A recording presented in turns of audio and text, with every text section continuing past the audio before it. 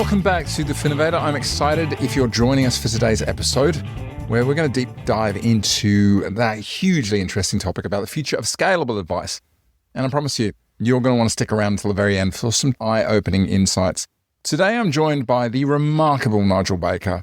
Nigel was introduced to me by another very close old friend, Scott Agate, who you're going to be hearing from on the podcast in the coming weeks. Nigel isn't just the founder of one of Australia's most respected financial advisory firms in Arch Capital. He's also one of those people who's an entrepreneur at heart. Someone who, instead of waiting for change, decided to create it himself, scratching your own itch. It's interesting in how many of these discussions, when I speak to people who have a very strong ethos or view of how advice should be done, how often there is either a strong experience of working with someone who did it the right way, or alternatively, someone who did it the wrong way. I think it's fair to say from this discussion, Nigel had an experience at the beginning of his career where he saw that certain things were not being done in the client's interest. And that drove a lot of what he's done since and the way he's approached advice. But rather than just talk about it, he has gone out and built a business around what he believes financial advice should look like. And for him, it's evidence-based, client-centered, and forward-thinking. But rather than just leave it there, his journey didn't stop. Nigel's story takes a bit of a fascinating turn from this early disillusionment with industry practices to launching a brand new venture, which is Scientiam, born from a very simple but powerful idea that great advice shouldn't be reserved for just a few people, but made accessible to the many. You're going to hear how a chance piece of advice led him to stepping in front of a group of potential investors, only to walk away with the seed funding to bring his idea to life. And along the way, Nigel gets really candid about the tough decisions, the moments of doubt, and what it really takes to break out of an old mold and build something that matters.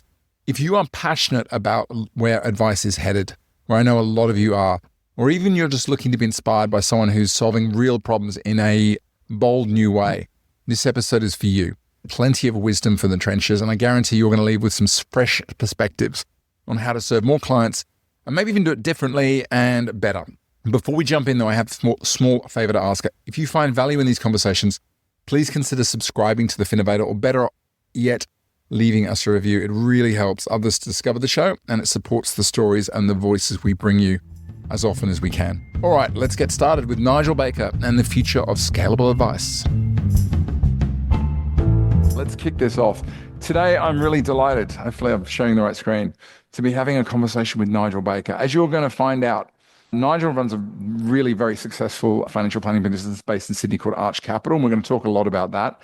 He's also had an incredible series of experiences to get to where he is, but a focus of our conversation today is going to be something I've really enjoyed sitting down and chatting to Nigel about, because this idea of scalable advice models has been flying around the industry. It was for a while. It was one of the main drivers of me getting into what I do in our DRA. The idea that one day in the not too distant future, financial advice is going to become as normal to people as getting a personal trainer is nowadays. And if you go back 25 years and you think about what personal trainers were back then, they weren't something that everyday people got. They were something that rich people. But one of the problems and the challenges in getting this is to be able to create a model that enables advice to be delivered to more people without sacrificing quality. And if anything, over these past few years, it's become more difficult to do that as a result of evolving legislative frameworks, the interpretation of them of various different people. Meanwhile, technology has been getting up to speed and giving us these ability to just theoretically do things at scale, but there still remained a gap between the two. And Nigel's one of those brave souls who, with an entrepreneurial mindset, who's obviously, as we're going to find out today, made a decision at some point that rather than just talk about it, he was going to do something about it. And that's what Scientiam is. It's one of a handful of growing tools out there that are not just trying to scale advice for people who otherwise wouldn't go and see an advisor, but importantly, it's trying to do it in new and innovative ways. And as we're going to talk about, Scientiam is the methodology they're doing it is slightly different, slightly outside the box. And I think when you get a handle on what it's about, it makes it much easier to see where it might fit in the business. But again, one of the things I love about these kind of conversations is because these kind of solutions come about not by people in corporate sitting down and going, hey, let's build a solution to target this market because the data says this. It's practitioners who have practical experience of doing this. And what they're doing is what we call in the tech world, scratching your own itch. designing something that you would like to have and then realizing it has more application, which is know the story behind Evernote. It's exactly how that came to being. We're going to go in all sorts of directions here, but I hope you really enjoy the conversation today. And if you are somebody who is passionate about what advice is going to look like 5 years down the track and how we can help more people and free some of the constraints that have increasingly been placed on the industry and get some of people who are not being captured and not being serviced by traditional advice models. I'm hoping this will inspire you to understand a little bit more what it takes to do it. Nigel, with that intro out of the way, you there, man? Hi, Stuart. How are you? Thanks for having me on your show. Pop your camera on as well, if you don't mind. Mate, how are you? Very good, Stuart. Yeah, running a tech business and still struggling with Zoom, so I'm going really well. But great to be here.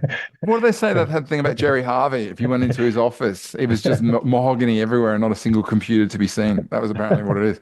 Thanks for having me, and great to be here. Mate, it's going to be a good conversation because I know we've had many discussions about this and I just know this is going to go in interesting places. You're in Sydney at the moment, aren't you? Yeah, we're in Sydney. I live and grew up in Sydney. It's a bit murky out there, a bit rainy, but yeah.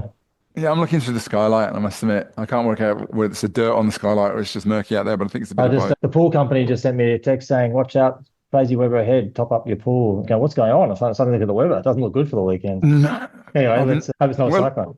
At least, yeah, touch wood, don't say that. Mate, for those who are watching this later on or don't know you or don't know about Arch Capital, give them a bit of intro of yourself, what you do, who you do it for, and how it all works. Yeah, look, I think I've been in this financial planning industry for 25 years, but never called myself a financial planner. And it's interesting, I'll often meet people who have been BDMs or something like that, of like the well-known products and go, how have we never met? So I'm a bit of a square peg, I suppose, in this industry. We've just stuck to our guns and maybe done things a bit differently, but I'm not saying other people don't do this, but from day one, I came out of chartered accounting, very boring, and strangely enough, thought, hey, let's think about what this industry looks like. And I was honestly pretty scarred when I first joined the industry. I went, wow, like these people are a bit reckless, maybe. I didn't see anything bad, but I thought that maybe the clients weren't really being considered first. So I ended up in a big accounting firm. We built a really successful advice business out there and then started Arch Capital in 2012. So with wanting to be just a private firm, look after clients, get product last, really just focus on strategy and structure. And a lot of people have done that, obviously. But I suppose what we really wanted to focus on was being very comprehensive, really making sure that we're passionate about the client experience, and we are very strong believers in evidence-based investing, and we can touch on that. And that belief has just got stronger and stronger as my career has moved on. It's been tested and validated so many times, and often people in the industry think that those advisors who focus on that type of approach are a bit old or a bit weird. But I just come back to and go, find me a better solution for clients and I'll look at it, because it's worked since the early 80s. It's worked for my clients for a very long period of time, and you can really focus on what's important to clients now. Not saying what other people are doing is wrong, but for me, that's been a fantastic model. Let's dive into that a bit, because I know a few planners in the UK, Alan Smith being the most notable of them, are very strong on evidence-based. And I think as a concept, it feels like it's something that's more embedded in the UK market. And obviously, you spent time in the UK, that's correct? I had a year there, so not in a professional sense, or I was coaching rugby and sport and traveling around and being a backpacker. So that was a long time ago. I haven't really worked in this industry in the UK. Yeah. Can you tell us a bit about what it is about evidence-based and what it is and why it appeals to you and how it differs from what other people do? I think when it comes down to it, it's an approach. It's a business approach. It's a way of trying to understand lining up the client's needs versus how we're going to make sure that we give them as much certainty as possible about their outcomes. And when we look at investment markets over a long period of time, there's an equation that basically says if you take your money out of risk-free assets and put it into a risk asset, you're going to expect a premium. And how do we capture that premium as efficiently as possible? And there's two quick explanations of this. One is the market's the market. There might be inefficiencies there, but really is our role to find those inefficiencies, or is our role to make sure clients get the best possible outcome with the least amount of risk? I think it's that. I think it's okay, how do we explain and get clients access to markets and deliver market returns if we can do a bit better, great, as efficiently as possible. So that's number one. Number two is just understanding all the activity that's going on in the industry. Actually, it's a bit of a zero-sum game. So if you draw a circle and say, look, here's Australian equities or global shares, and if one investment manager is charging 1% and one's charging less than that, they're all trading in the same shares all day, every day. So the lower cost manager is probably going to win over 20, 30 years. And the evidence suggests that. So there's big research houses, Dow Bars, one in the US, Standard & Poor's, They all produce this research time and time again. So I was just fascinated by that. I was curious about it when I started the Okay. industry, and I really wanted to learn about it. And I came across a key fund manager that obviously implements evidence-based investing really well. A lot to do these days. And I said, hang on, they've been around for a long time. They've never closed a fund. They've never charged a commission. They've kept all their funds open for all the ups and downs, the COVID, the Mm. GFCs, the 2001 crash, and they've outperformed. I go, that's a really great story. Like, I'm a fiduciary, so why wouldn't I lean on that? So when people in the industry almost look at it and go, oh, what have you guys? I go, well, that seems to line up with what our profession stands for to me. So I would argue the opposite and go, you're not doing that. Show me how you're providing that certainty and that Yeah. clarity. Like the way I sit down with the team when we sit our strategy, he goes, what's this going to look like in 30 years' time? Because I probably won't be here. So are our clients going to be in investments and structures and strategies that are going to stand the test of time?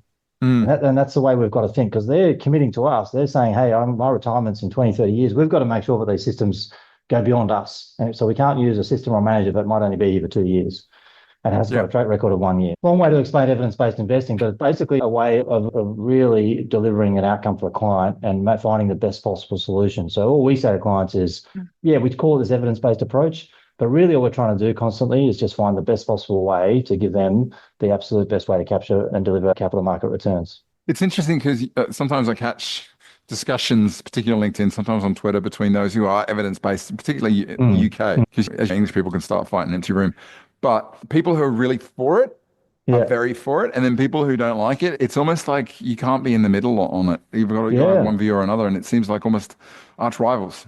Yeah, and interestingly, like in the States, I have done some trips over to the States because they're well ahead of the curve on us on this sort of Mm. stuff. And over there, it's changed a lot. So it's become this evidence-based versus pure index. Here, it's still pretty much the active versus the evidence-based Yeah. world. And active's still very big here.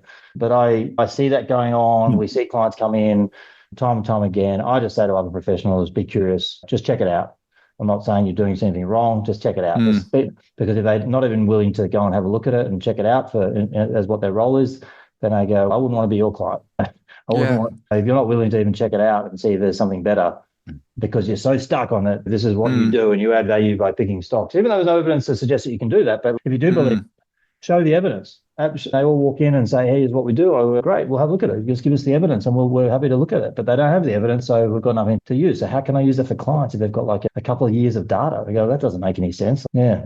That makes sense. I remember seeing an interview with Tom Hardy. I'm a big movie fan, and he was being asked about his acting style, and obviously he was being put in this idea that he's a method actor, and his response was, he got quite annoyed, and he was turning around and said, "I'm not a method actor. I have a method of acting which is called by any means that works."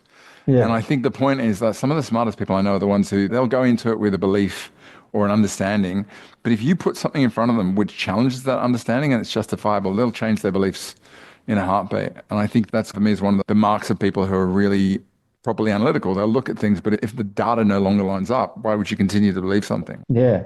And look, the other thing about it which fascinates me is that this industry, if we're really honest, has led to some pretty poor outcomes for the consumers. Let's not beat around the bush. That's why I don't like calling myself a financial planner. Like, it's been a freaking disgrace. And you have to get the people who want to change the industry. You have to get the people who say, let's change that narrative. And we can't change that narrative by doing what's been done the last 20 years and just repeating that. To me, that makes no sense at all. And I look at these businesses and stuff doing what they've been doing for the last 20 years, but flashing it up in a different manner. And really, the model hasn't changed.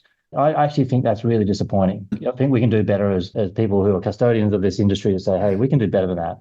We can make sure the next 20, 30 years looks better and take your ego off the table, get a blank sheet of paper. What should the industry look like? Because when there's money involved, people are competing for money and all that sort of stuff. And there's all these conflicts and things that go on, but you got to try and break that down and go, what is the best possible outcome for the end consumer? And how do we get them to understand that? Because it's a really confusing industry, right? No one gets it. Clients don't understand what super is. The smartest clients I've got have no idea what a super fund does or how it works. Or that's our role to try and simplify that. We've just got to simplify it right down. Yeah. I don't know why there's a There's a thing coming ghost. up. There's a ghost. I don't know who's doing that thing. So I probably add to that. Don't ask me. Don't ask me why that's happening. Yeah, I don't know why that was happening. For anyone who's listening to this later, this bubble just popped up in behind me, and it's not a real bubble; it's a digital bubble. There's Like, someone behind you, Stuart. yeah, behind you.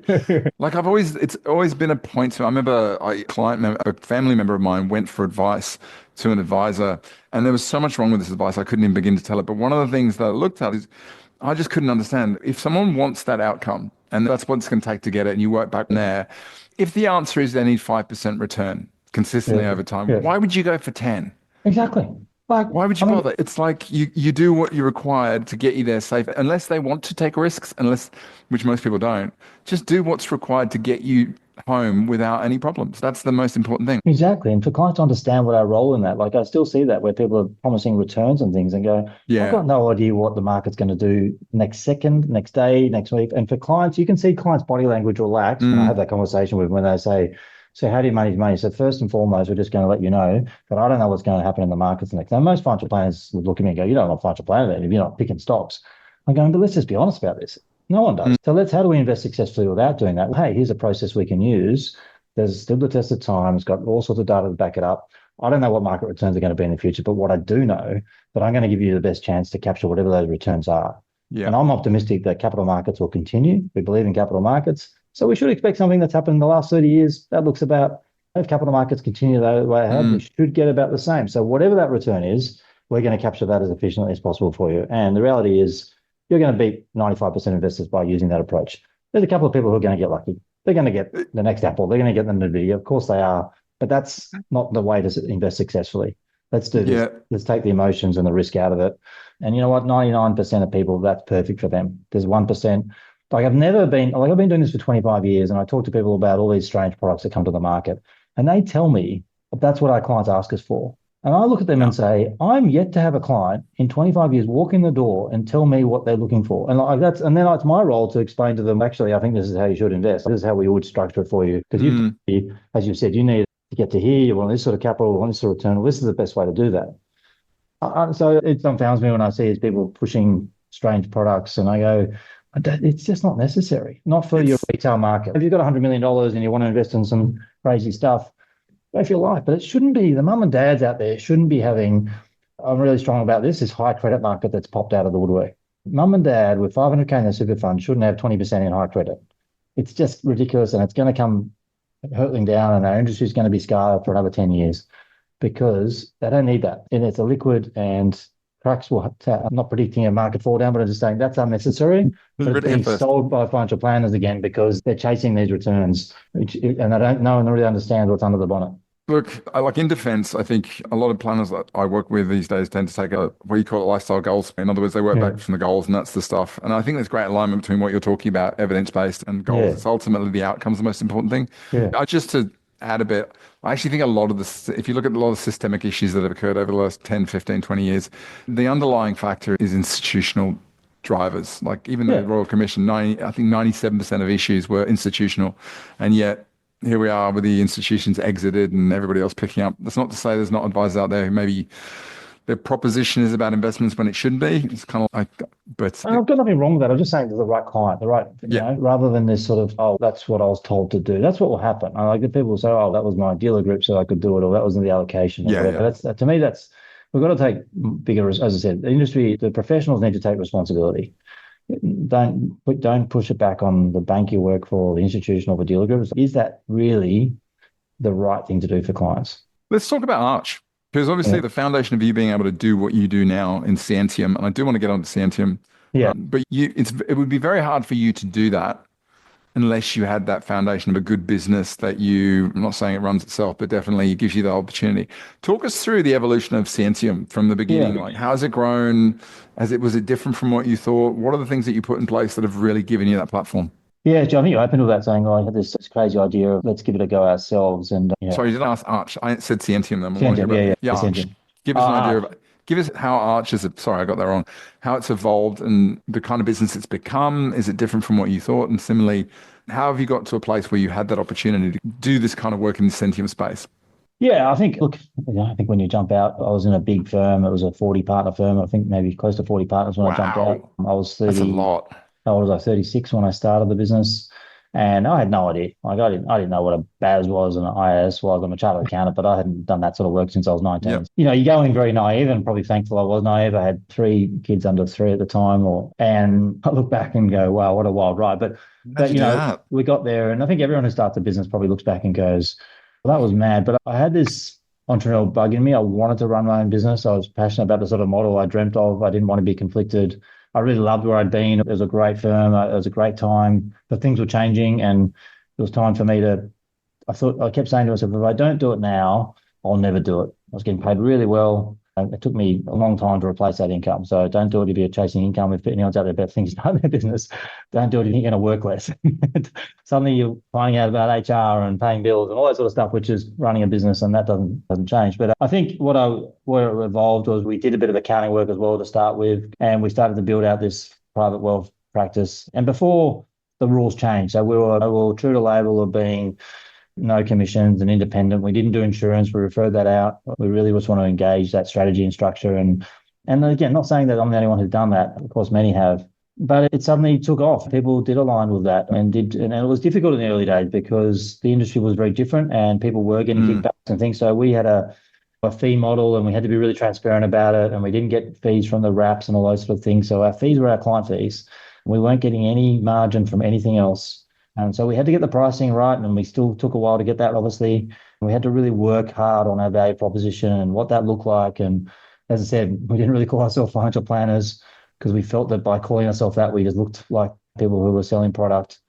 Was this 2012? This is 2012. Yeah, 2012. Okay. Yeah.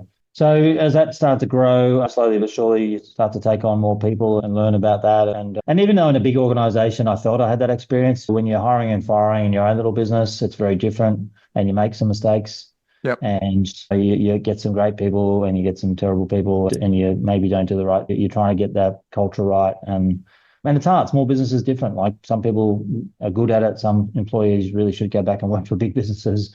Yep. And you're trying to wear a lot of hats. You've got your sales and marketing, your operations, you're leading the team, you're paying the bills, you're closing the door, and you're getting the keys cut. You got to juggle a lot, and then you got to try and find space for yourself as well and your family. So there's a lot going on, but it's a good journey. And once you can get through those little huddles along the way, you start to say, okay, where's this going? And one of the best things I did a few years ago was I brought on a great mate of mine. He was a client as well at the time, and he sold a business, and he got involved with a company called EOS, which is Entrepreneur. I know EOS, yeah.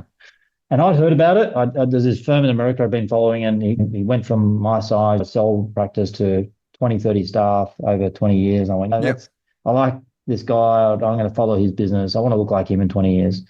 And he then said, he was American, so I don't really know him. He just was presenting a few things I've been to. And he said, the thing that changed it, because you start to think to yourself, how am I going to go from that leap of 5 or 6 staff to 10 or 12 staff and to 20 staff? How am I going to do that? What skills am I going to need to learn? I can talk to clients all day, but I don't know how to run a bigger business. And so what we did was get EOS on board. And it took a while, and it took me a bit of time to get my head around it. But like that is great. That keeps us structured. It's brought the team on board.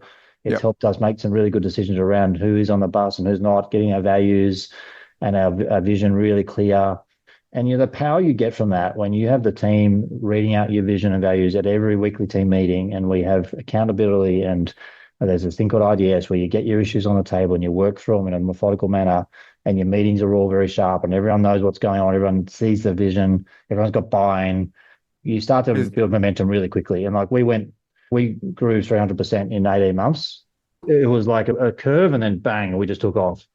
And I was like, wow, how did that happen? And I put a lot of credit to that EOS system, because I think I would have been where I was 3 years ago had I not brought that on place, to be honest, because every owner, every entrepreneur gets to that sticky point. Yeah. And you either grow or you don't, because you get comfortable there as well. You go, it's like paying the bills. I've got a good life. Do I really want to go there? And do I really want to push it? And do I really need to change myself? Because I needed to change, not the team. It was more me. I had to let go, I had to let go of stuff and learn some new skills. There's a phase where every business hits where you decide, if you decide we're going to grow, which is people, right? And you need systems in place. And you can't not have that stuff, because it's the analogy, which is it's a lazy one to make, but it's like bringing on board a whole bunch of really great players it's like being Chelsea, right? You bring on board a whole bunch of players, but there's no system behind it. Yeah, you know, the best manager in the world, doesn't work. As soon as you get a system in place, everyone knows what you're talking about on a Monday, suddenly it starts to operate. Without that, it's chaos. It's always going to be chaos. Yeah, exactly. So EOS, if anyone's looking at EOS, is a great system. And having someone to help you, it doesn't have to be EOS, but having someone to help you along the way, that person it's a bit of a lonely role when you're running a business, all that sort of stuff, and you tend to be making a lot of decisions in your own head.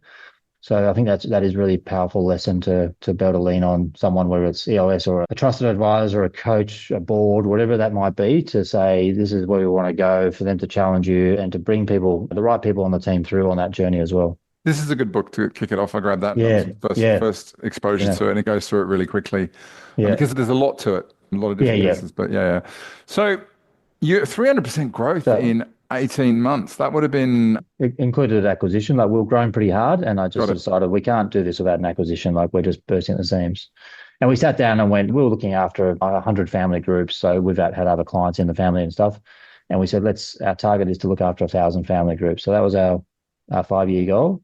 And that looked ridiculous at the time. I remember sitting there going, how are we possibly going to get to 1,000 employees or 100? And I think we're sitting at 400 or so now in a very quick time period. And what's more exciting is we've got the structures in place to go to the 600, whereas 100 we had no structures in place. Yep. We couldn't go to 200. How were we going to do it? So it's starting to make decisions around the business, around all sorts of things. And the team are now saying, if we're going to do that, we need to look like this.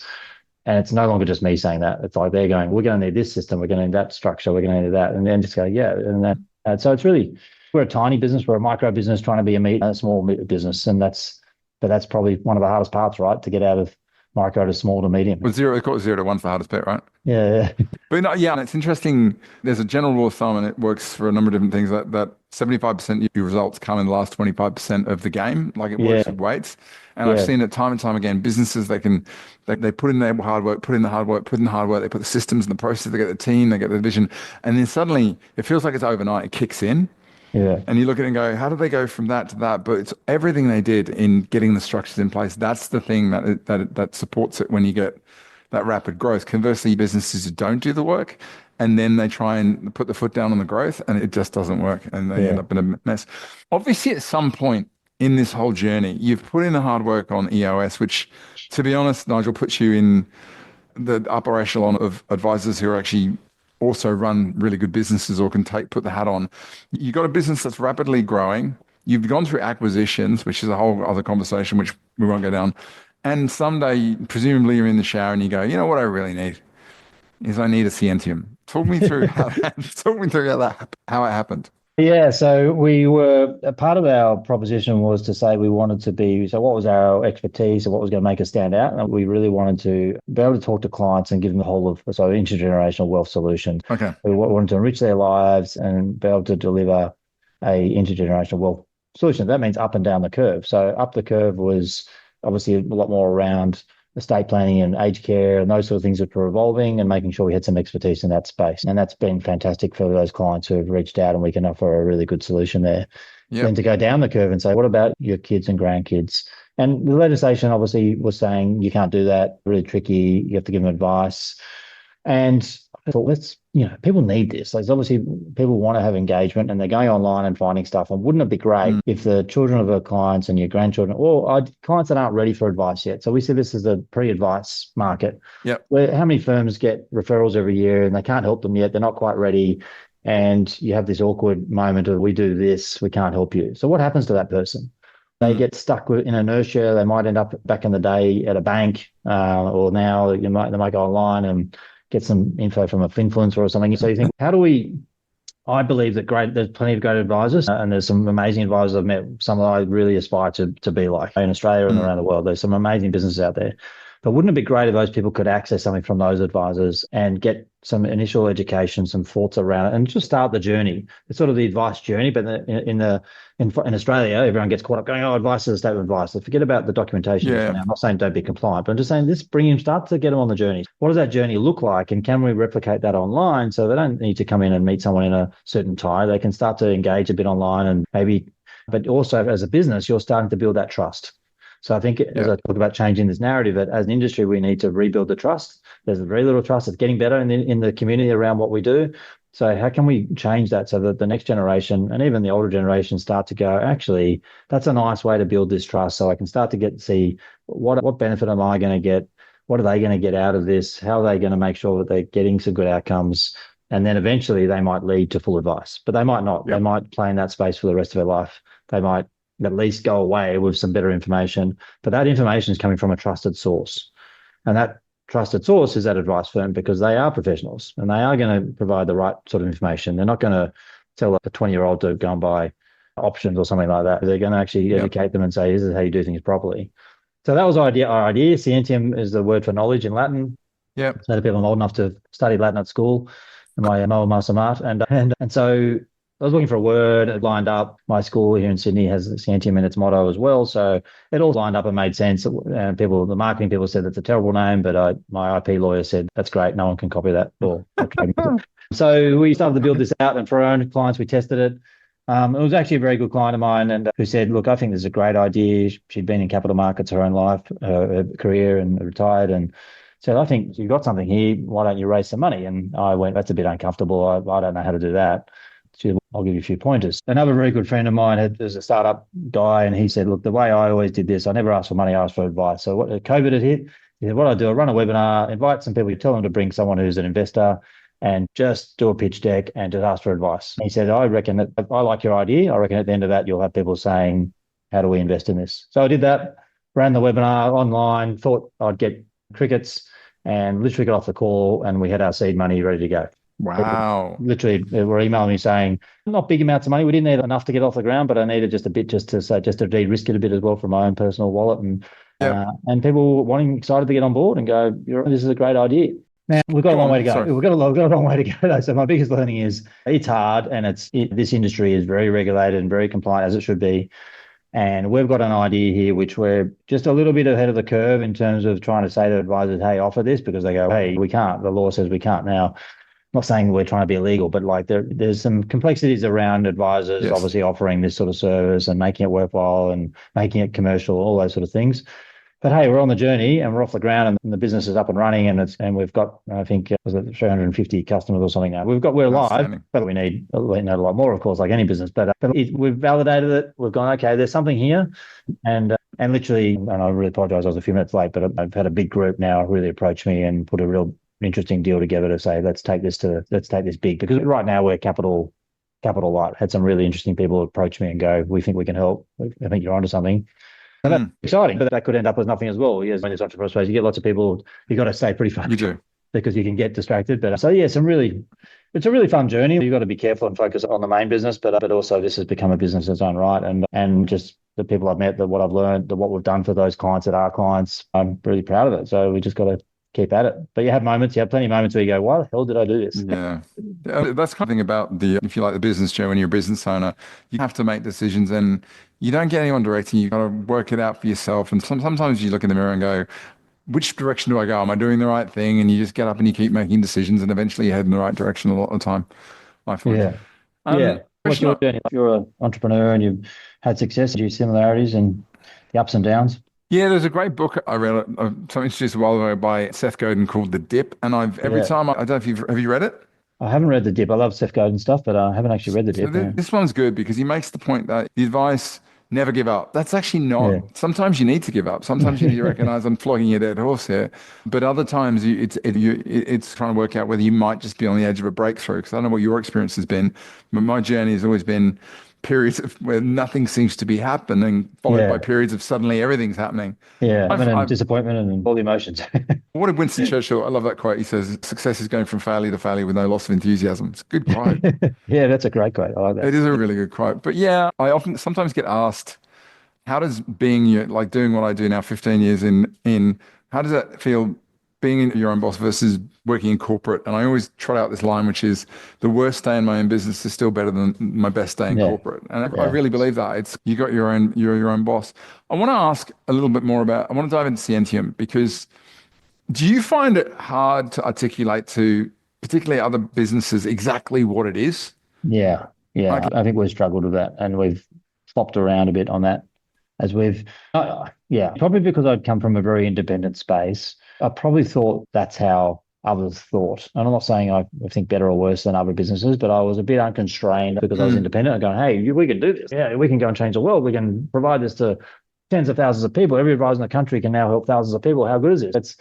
And then silence. And what are you talking about? And you get caught with really questions that I was getting frustrated with, going, what do you mean you're asking about that? Like, can't just get on with this and we can do it. We can change the world. And so there's a lot of anchors along the way, a lot of no's on the way.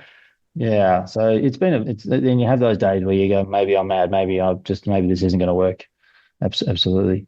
I'll tell you this precedence, like in the coaching, consulting, whatever, if you want to put those in the same group, there's a model I've worked with a lot of coaches and there's a lot of group coaching models. And I think a lot of those group coaching models, to be really honest, are often a bunch of bullshit and they're there to actually Yeah. serve the coach. But Yeah. there's a model whereby you go out and you do the really difficult work, the new work, the cutting edge work in your consulting space. You work with businesses that are doing different things.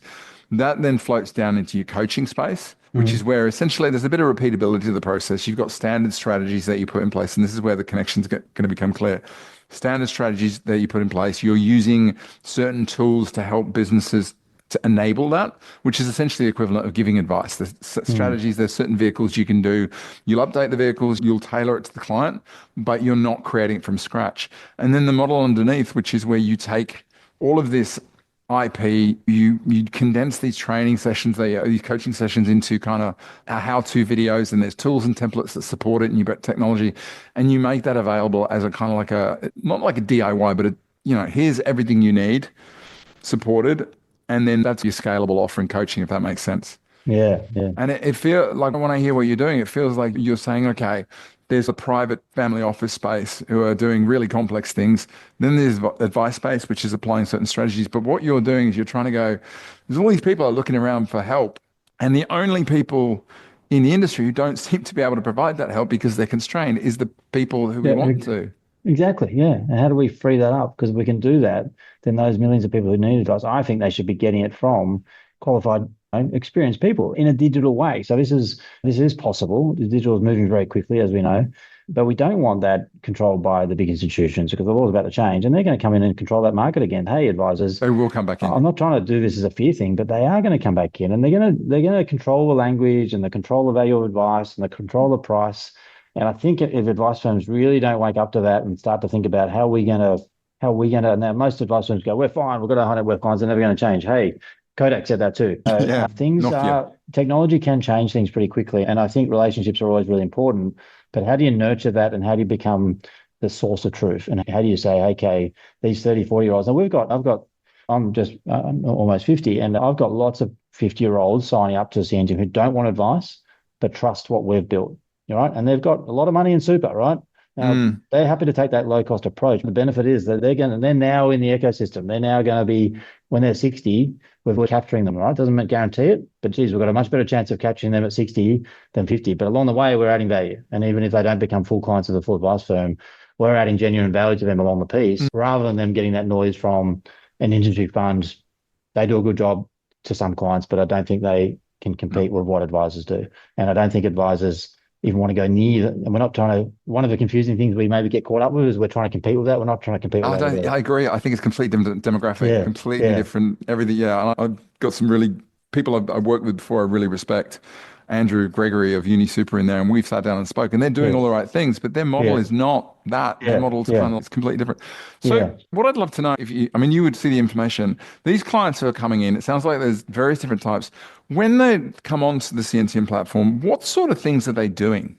So first and foremost, we thought of coming with an engagement education model first to say, don't open up an account straight away. Learn a bit about it. You can talk to people. They're not advisors. You can chat. You can attend something. You can watch a course. There's multiple avenues of sort of media. If they've come through a channel, like if they might say, look, I did want to just open up an account. Great. That can be done in a couple of minutes online. They can roll over super. So it's super own investment. And it does, investment's cool. Yeah, and it does have access to, at the moment, it's only sort of evidence-based investing portfolios. So we stuck our guns to that, even though we had a lot of demand early on to change that, but that just changed the message a bit. We did a lot of research in that space and people, they're not actually after that. They're after simplicity. They're after education, something that works. We don't need to have whiz-bang crazy products on there. Obviously, I don't believe in that anyway, but that was interesting research because we said, okay, let's test it. Let's see if people ask for that. Not one person asked for that. They were happy to accept what was there, and they're also able to self-select. What they tend to do is, we're on a curve of like really trying to understand what people really want, right? So part of this mystery of all this is, what do people want? We think in the industry they want this. The most common things, and it's like the barefoot investor, right? Most people really want really basic information. Yeah. Really simple, how do I open a bank account sort of stuff, like how do I budget? How do I get money into super? We scale it back all the time, keep going simple. We'd love to talk about more complexity, and we've got all that. We've got so much content that's a bit more complex, but what most people are engaging with. And so our engagement model also is to show that how can we re-engage people. So we've got a group of clients, and there's a lot of them, and they had a model before us, and their engagement was literally 2%. Like they couldn't get people to take interest in it. That's now about 90%. So in terms of what we would track engagement is asking questions, reading something, contacting the team. So it's gone from 0 to 90. So they've gone, wow, this is amazing. So we're starting to get these proof points. Yeah, wow. Okay, wow, cool. we are getting more engagement. And then when we start talking about, okay, let's introduce other services to that cohort. Can we introduce insurance service? Can we introduce other things? Because we're testing the engagement and going, well, we do think this is going to work because we're learning as we're going. And that's what I'm saying to these advice firms. Just come on the journey with us. Don't use us, use someone else. But start to realize what people do want online because, hey, they are Googling YouTube and stuff like that all day, every day. TikTok. And if you've been on TikTok, my kids are on TikTok. So I see, and all these people are giving investment advice on TikTok. Like, yeah, they are. But that's where people are going. That's what my kids play. Like, they're not going to want to listen to me. So let's get on there. Let's be part of this. Let's learn about it. But let's bring that into an ecosystem where we can control the dialogue a bit. Yeah, I get it. Yeah. It's what you're saying is you're absolutely right on that 2% thing. I won't mention, but there's a number of different portals or platforms that have been sold to businesses down the year, and they pay the $3 or $4 grand a year. And when you look at the underlying numbers, 2% of the clients are anywhere near it. And if what you're telling me is that you're flipping that around and suddenly you've got a resource that people are using. Yeah. And more importantly, it's a resource that people are using and enables them to do things that are actually useful whilst also not sucking up a bunch of time on those businesses. That's gold. Yeah. And so it's really frustrating when we come back to, so we pitched to a really big group, and I'm not going to say who they were, if you've ever listened to this. And they took us through the hoops a bit. And obviously we're small. We're talking about this engagement model, and I'm talking about hundreds of thousands of dormant clients. And we're saying for the cost of what we would be proposing here, and you can engage these 500,000 people and start to learn about what they really want. And that you've got a call center, you're losing money. How much money are you losing right now? Oh, yeah, we're losing so much. Anyway, we didn't get it. What they invested in was like a automatic statement of advice tool, because that's going to recommend our products to those 500,000. And I'm going, that's where the industry's at. Like I was literally going, oh, damn, this is 2005. I thought we were 2025. Yeah. Okay, that's okay. Thanks for your time and everything. No worries. We'll keep going. You go. So the industry is challenging. It's really interesting of how the industry is thinking still. There's thinking of throwing product, and our product needs to go to these customers, not let's engage these people. And isn't that a bit scary because they might not choose our product?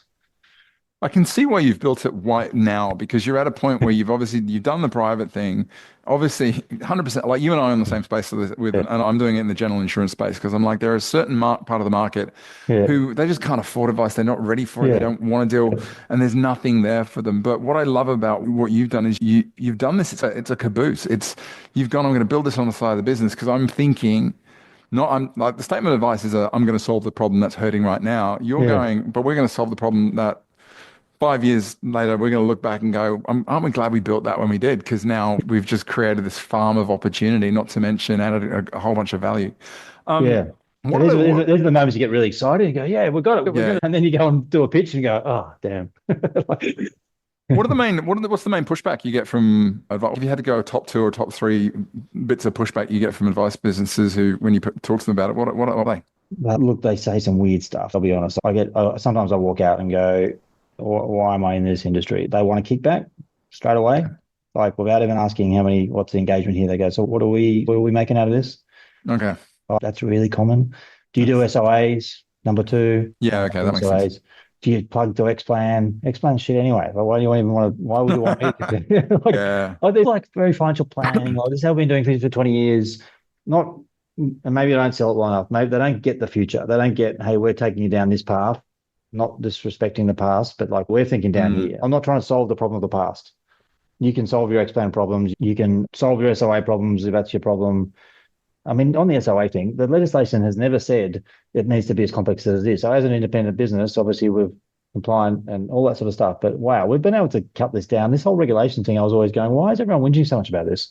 It's not that big a deal. It's a licensing thing. Yeah. So anyway, so we're trying to say, hey, this is where we want to go. This is where we think the future is. I think you can engage more people. I think you can help more people.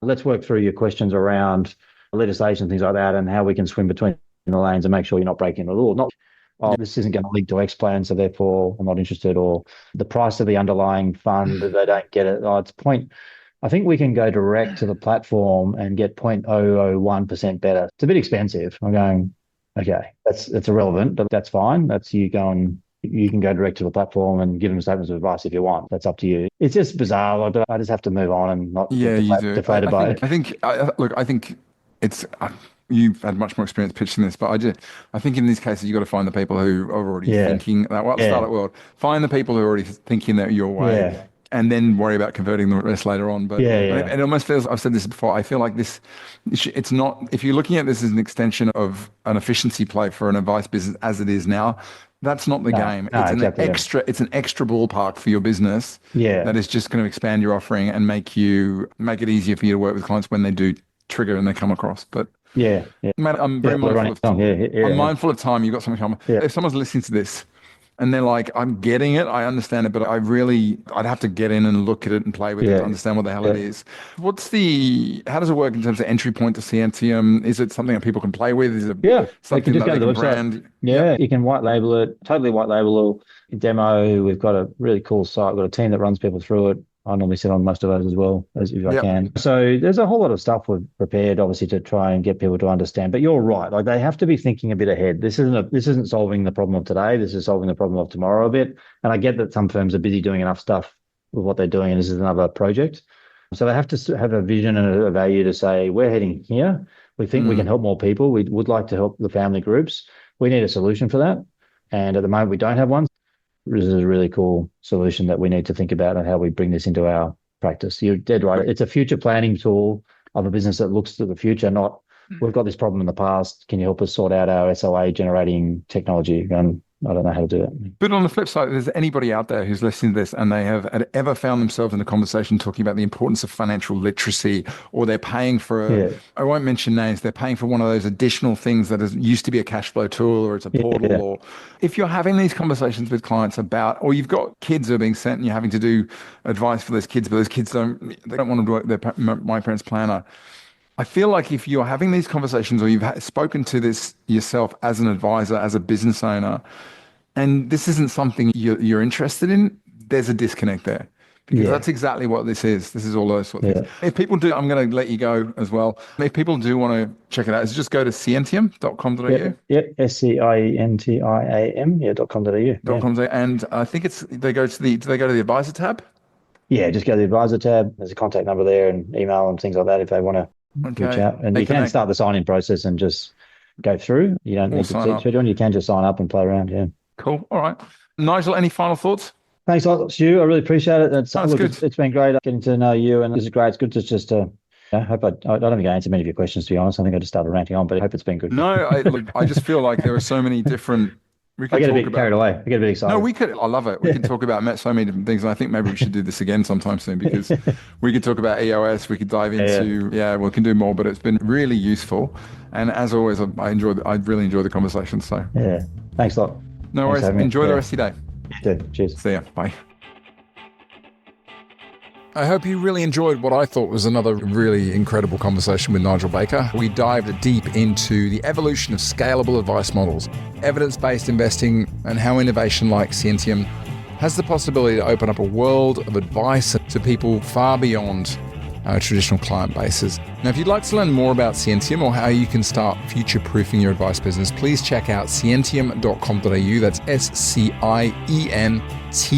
SCIENTIAM.com.au, and explore the advisor tab to get a hands-on of what it's like for you as an advisor. Alternatively, go and check out the investor tab and you can get an idea of the experience from a client perspective.